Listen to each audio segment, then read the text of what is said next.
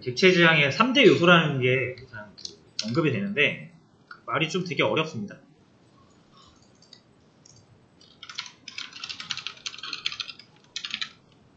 이런 건 제가 설명하는 것보다 GPT를 이용하시는 게 좀 더 좋을 것 같아요. 어떤 개념적인 거를 여러분들이 공부하실 때는 얘가 진짜 좋아요. 한번 얘한테 물어볼게요. 말이 좀 쉽지 않습니다. 객체 지향 3요소 뭐야?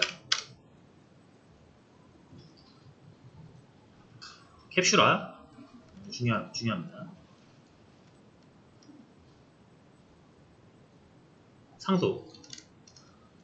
상소겠죠? 다양성. 보통 이렇게 세 가지를 언급을 해요. 뭐 이런 거를 할 수 있대요. 자, 캡슐화는 말 되게 어렵죠. 자, 데이터와 함수를 하나의 단위, 즉 객체로 묶는 것을 의미합니다. 별거 아니에요. 말만 어렵게 한 거죠. 그러니까 뭔가를 여러분들이 만드실 때 함수랑 데이터 관련된 애들끼리 묶어가지고 객체로 만들면 그게 캡슐화입니다.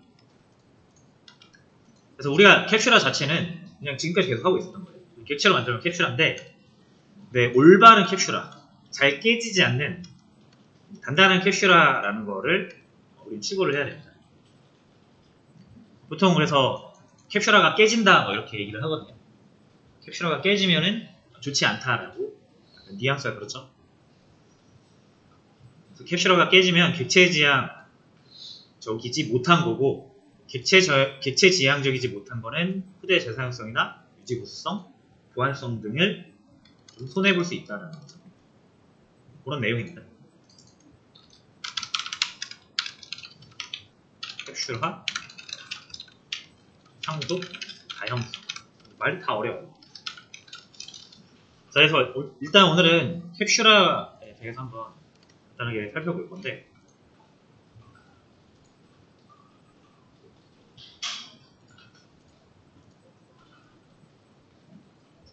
캡슐화를 하는 데 있어서 단단한 튼튼한 캡슐화를 하려면 필요한 게 이 액세스 모디파이어예요. 한글로는 접근 제어자라고 합니다. 이제 우리가 이 메인 메서드의 이 부분은 다 알고 있죠. 스태틱, void, main, string, args. 근데 이제 요거 퍼블릭이 뭔지 아직 모른단 말이에요. 요게 이제 접근 제어자. 역시 제가 설명하는 것보다 얘한테 물어보세요. 자바에서 접근 제어자가 뭐야?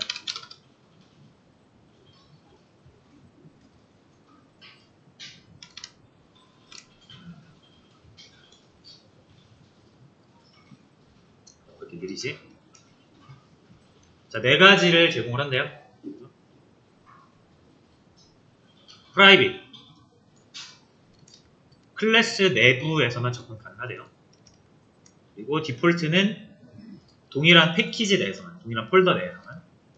프로텍티드는 동일한 폴더 내인데 상속 관계에 있는 애들끼리만. 퍼블릭은 누구에게나. 그래서 이렇게 네 가지가 있어요.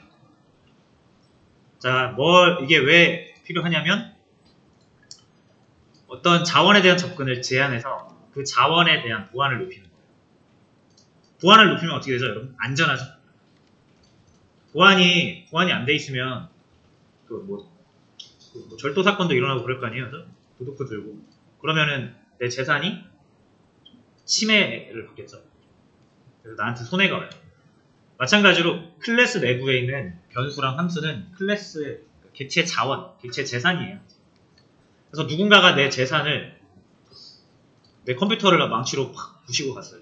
그럼 엄청난 손해잖아요. 내가 컴퓨터가 없어서 업무를 못하겠죠. 공부를 못하겠죠. 그래서 집에 문을 잘 잠그고 가야 돼요. 그런 거예요. 보안성을 높인다는 건 내 재산을 보호한다는 얘기고, 객체는 자신의 데이터를 보호한다는 얘기입니다. 그래서 오류를 줄이는 데 목적이 있어요. 무슨 말인지 몰라요. 일단 우리가 접근 제어자를 한번 사용만 해볼게요. 테스트.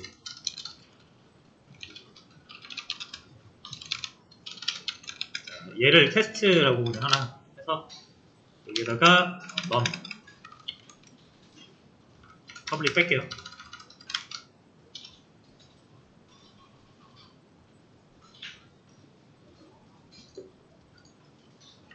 자, 얘가 테스트를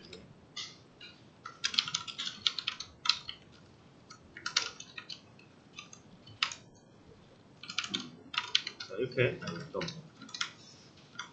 출력을 할게요. 출력. 자, 이렇게 사용을 하는 거 아무 문제가 없는 거 아시죠? 아무 문제가 없는 거. 10이 잘 나옵니다. 그렇죠? 자, 왜 그런 거냐면 int라고 되어 있잖아요, 여러분. 근데 이거 자원이죠. 변수랑 메서드가 다 자원이라고 보시면 됩니다. 자, 근데 우리가 얘한테는 접근자자를 붙인 적이 없잖아요. 안 붙여도 됐던 이유가 얘가 디폴트로 들어갑니다. 기본적으로. 그 디폴트는 안 넣으면 디폴트예요. 접근자자가 없는 게 아니고 안 넣으면 디폴트입니다.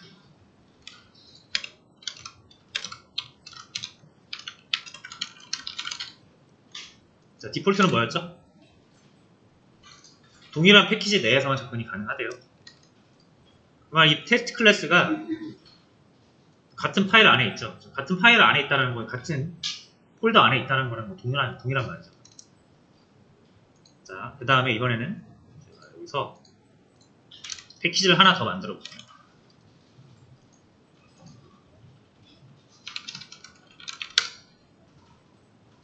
그냥 폴더를 하나 더 만든 거예요.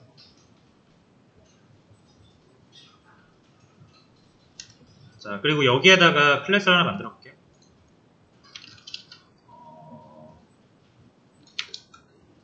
똑같이 테스트라고 하겠습니다. 빨리. 여기도 테스트가 있죠, 여기.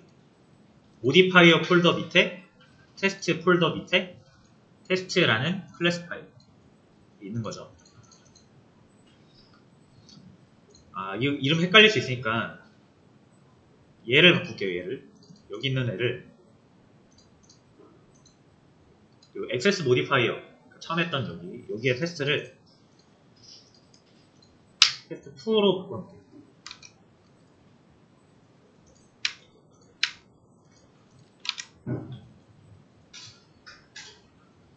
이름이 똑같으면 헷갈릴 수 있어서 그 다음에 새로 패키지 파가지고 만든 테스트를 그냥 테스트라고 짓겠습니다. 자, 그리고 얘는 메인 필요 없어요. 필요 없고 얘도 int num이라는 거를 20으로 줄게요. 뭔가 뭐 의미 있는 그런 클래스들은 아니에요. 그냥 객체 그냥 두 개를 하나 만들어 보는. 자, 됐고요. 그러면 이 access modifier라는 이 파일에 메인이 있으니까 자, test2는 요거를 통해서 만든 거고요. 자, test1도 만들 수 있겠죠.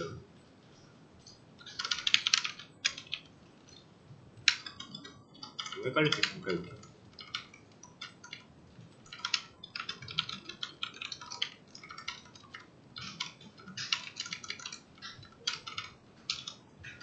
요거 이해되시나요? 테스트2는 이 클래스를 통해서 만든 거예요, 객체를. 그리고 그 객체는 10을 들고 있습니다. num이라는 변수에. 자, 그리고 이 테스트는 빨간 줄이 떠요. 테스트라는 클래스를 못 찾겠다 이거예요. 자, 근데 테스트라는 클래스가 있긴 있어요, 우리가. 이 테스트 폴더 밑에 있습니다. 자, 그래서 이제 같은 폴더 안에 있으면 서로 같은 집안에 있기 때문에 따로 안 적어줘도 되는데 이제 폴더 경로가 달라져 버리면 이 테스트를 풀 경로로 적어줘야만 사용할 수가 있습니다. 그래서 이렇게 테스트라는 폴더 있죠. 헷갈릴 수 있으니까 잘 보셔야 돼요. 이 폴더 이름이 소문자 테스트고요. 그 폴더 안에 있는 클래스 이름이 대문자 t로 시작하는 테스트입니다. 그래서 얘는 어디에 있다? 테스트 폴더 밑에 있다. 테스트 폴더 밑에 있다.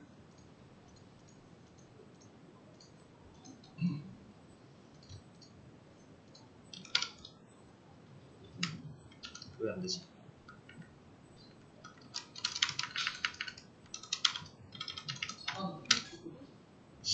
원래 임포트 안 해도 될 텐데.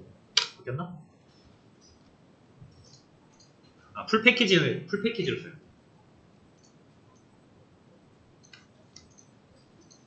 자, 요렇게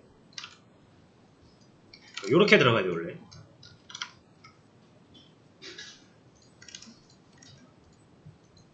그래서 경로를 보시면 데이 5에 이 src가 루트예요. 루트 최초 시작. 그래서 데이 5에 모디파이어 폴더 밑에 테스트 밑에 테스트 클래스. 그래서 원래 그냥 같은 패키지 내에서 우리가 쓸 때는 이렇게 썼어도 되는데, 테스트2처럼 썼어도 되는데, 이제 경로가 달라져 버리면은 원래 이렇게 풀 경로로 써야 돼. 왜냐면 폴더 개념이니까. 우리가 파일 같은 거, 윈도우에서 파일 같은 거 경로 찾아갈 때 이렇게 하잖아요. 자바에서는 슬래시 대신 점으로 쓴다고 보시면 돼요. 그렇죠? 근데 이제 이렇게 쓰면은 되게 불편하겠죠? 그래서 이 테스트는 이 폴더에 있는 테스트를 쓰겠다라는 표시를 해주는 건데, 그게 이제 여기 꼭대기 쪽에 인포트라고 해주시면 돼요.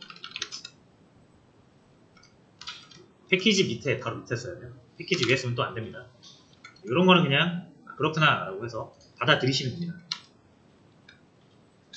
자, 그래서 테스트 그 클래스 이름 빼고 앞에 패키지 있죠? 패키지를 이렇게 적어주시면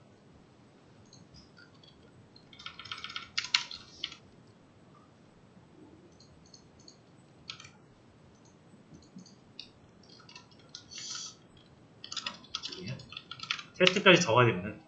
클래스 명까지. 그럼 앞으로 이 액세스 모디파이어 이 파일 안에서 쓰는 이 테스트는 이 경로에 있는 이 테스트를 쓰겠다라는 표시예요.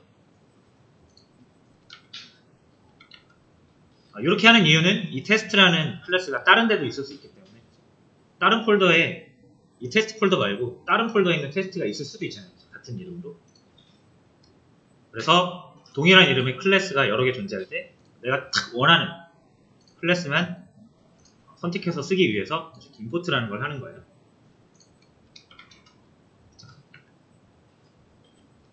그렇죠? 그러니까 이거 이렇게 쓰는 거랑 임포트 없이 이렇게 쓰는 거랑 임포트를 해놓고 클래스 이름만 갖다 쓰는 거랑 확실히 임포트를 하는 게 편하죠. 근데 이제 여러분들 임포트를 하려고 하다 보면은 내가 만든 것도 임포트하는 거 좀 번거롭고, 심지어 자바나 다른 라이브러리에서 제공하는 그런 소스 코드의 경로는 내가 찾을 수도 없습니다. 못 찾는 건 아닌데 찾기가 힘들어요.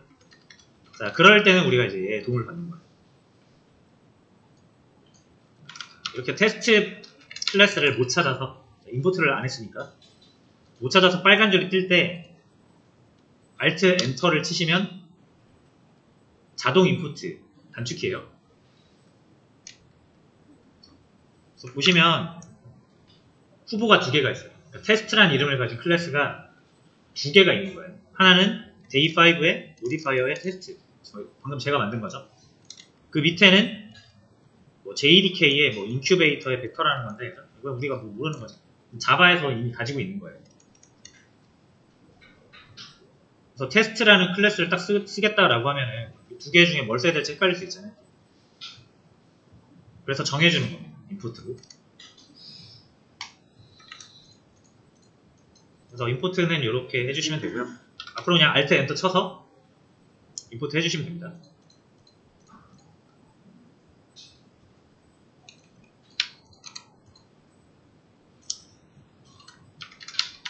자, 마찬가지로 T2에 넘을 출력했듯이 T1에 넘을 출력해 보려고 하는데 빨간 줄이 뜨죠.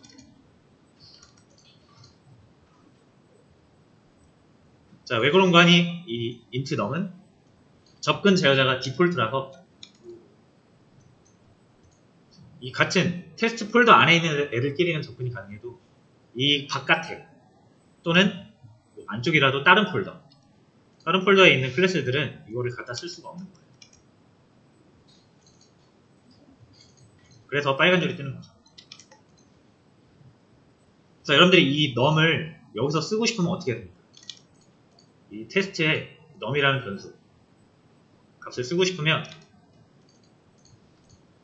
다른 폴더에서도 쓸 수 있는 접근 제어자를 설정을 하셔야 돼요. 자, 얘보다 더 개방된 접근 제어자는 두 개인데 프로텍티드는 역시 동일한 패키지는 동일한 폴더 내에서만 접근이 가능하기 때문에 안 돼요. 그래서 결국 다른 폴더에 있는 애들한테까지 사용을 허락하려면 퍼블릭밖에 없는 거예요. 그래서 얘 앞에 퍼블릭을 붙여주셔야 돼요.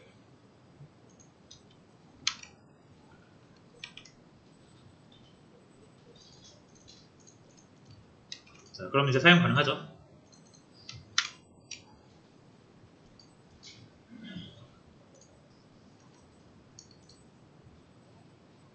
그러면 퍼블릭의 범위가 어디까지? 전체 프로젝트 전체. SRC 폴더 같은 거. 그렇죠.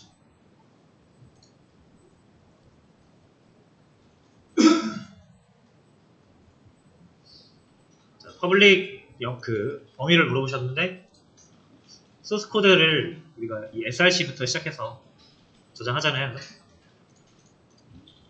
이거를 클래스 패스라고 하거든요. 클래스 패스 전체라고 보시면 됩니다. 자, 됐죠? 그래서 그런 느낌이에요. 근데 이제 여러분들이 이 두 개는 사실 초반에는 별로 쓰실 일이 별로 없을 거예요. 그래서 이 두 개만 기억을 하세요.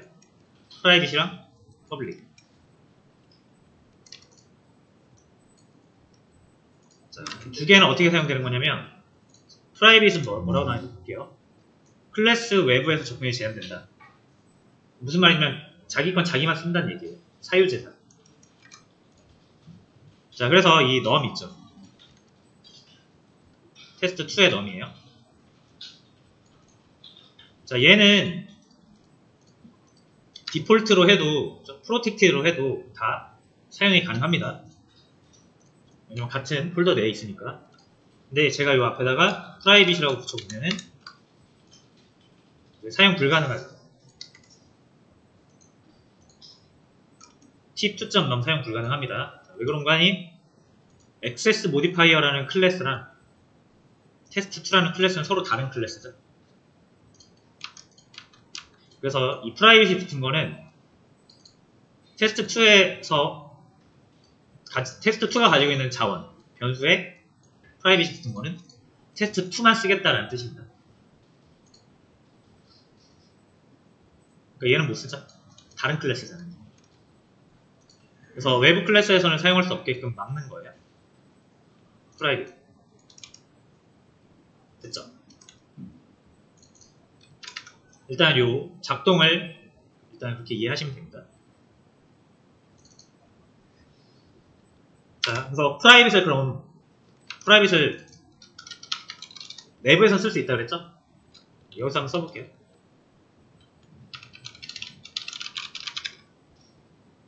프린트 num이라고 할까요?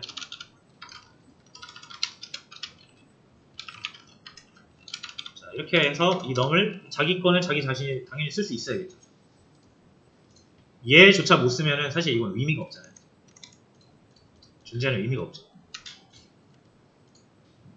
그래서 프라이빗은 클래스 내부에서 동일한 클래스 내부에서 사용 가능하다. 자, 그러면 저희가 t2 num을 저희가 아니라 이제 액세스 모디파이어 이쪽에서 t2의 num을 출력을 할 수 없잖아요. 20을 출력을 못합니다. 이렇게는 출력을 못해요. 하지만 방법이 없는 건 아니죠. t2.printNum 이렇게 쓰면은 20 출력이 가능하죠.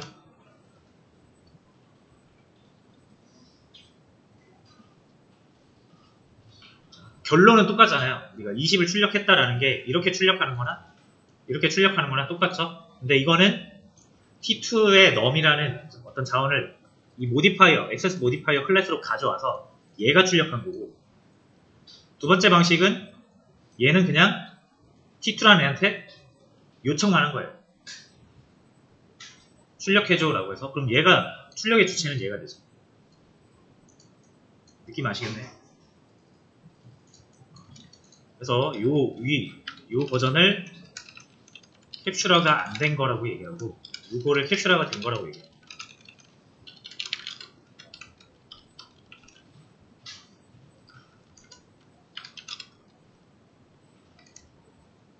뭐 별거 없죠. 그래서 내가 다른 클래스에 있는 데이터를 바로 사용하는 거는 캡슐화가 안 된 거고요. 내가 접근은 못 하는데, 왜냐면 얘 거 사유재산이니까 허락 받아야 되죠. 그래서 얘가 허락한 방식으로 사용하는 거는 괜찮아요.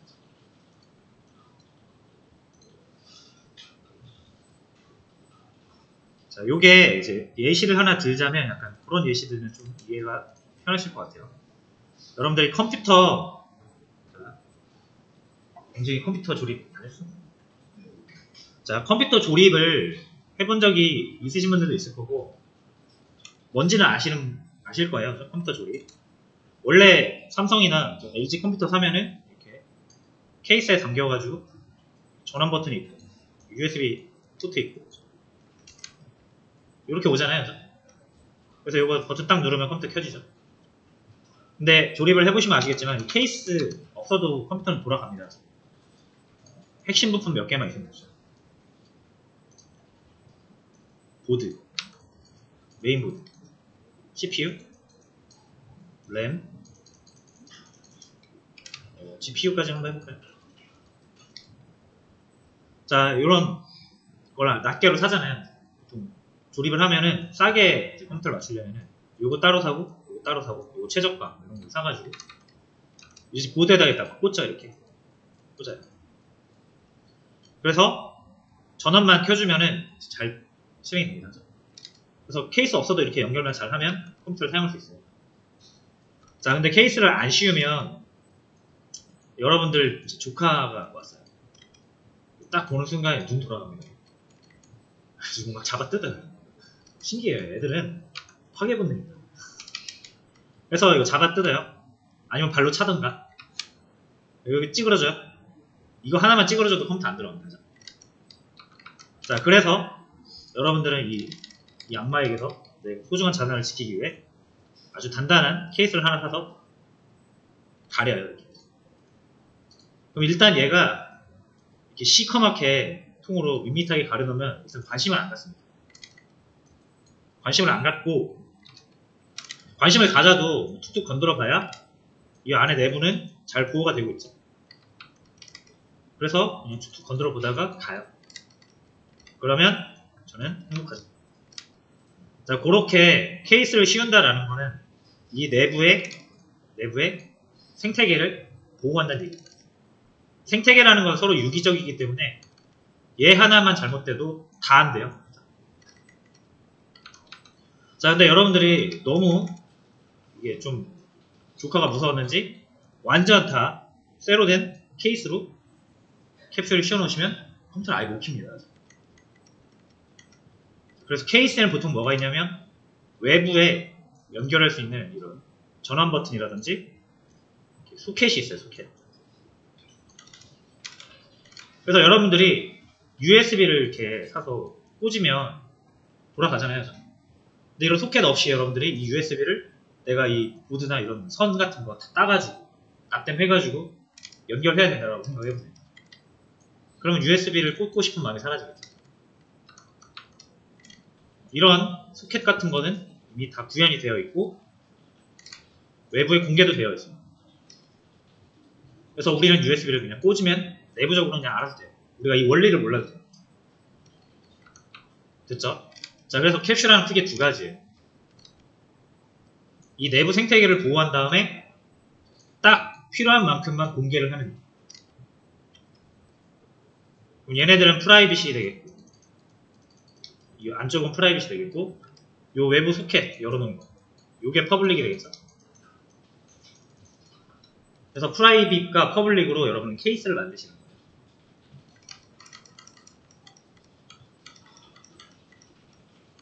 자, 그 다음에 컴퓨터 조립을 잘 모르시는 분들도 그냥 완제품 사서 컴퓨터 쓰면 고장날 때까지 잘 쓰잖아요.